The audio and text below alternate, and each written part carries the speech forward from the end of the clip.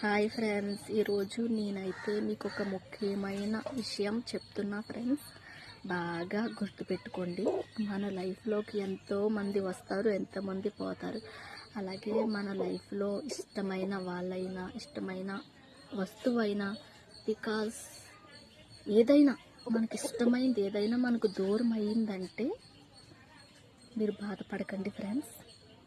ఎందుకంటారా, దానికంటే మంచి బహుమతి గిఫ్ట్ ఏదైనా సరే మన లైఫ్లోకి వస్తుందని అర్థం చేసుకొని మీరు వేడవడం కానీ బాధపడడం కానీ ఆపేయండి ఫ్రెండ్స్.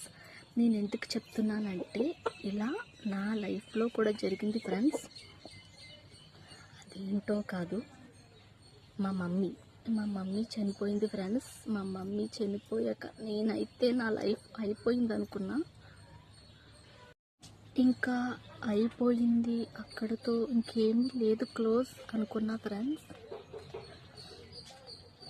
కానీ అలాంటి టైంలో నాకు అయితే మ్యారేజ్ జరిగింది ఫ్రెండ్స్. నా విషయాలు, నా లైఫ్ మొత్తం తెలిసి నన్నైతే ఒక అబ్బాయి అయితే మ్యారేజ్ చేసుకున్నాడు ఫ్రెండ్స్. లవ్ మ్యారేజ్ అట్లా ఏం కాదు ఫ్రెండ్స్, పెద్దలోనే మ్యారేజ్ జరిగింది. కానీ నన్నైతే ఫుల్గా అర్థం చేసుకున్నాడు ఫ్రెండ్స్. మా అమ్మ కంటే ఎక్కువ ప్రేమ నాపై చూపిస్తున్నాడు ఫ్రెండ్స్. చాలు ఫ్రెండ్స్, అంతకంటే నాకు ఇంకా ఏమీ వద్దు friends.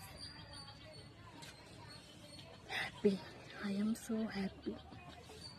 I love my husband. ఓయ్ హస్బెండ్ గారు, I love you so much అండి.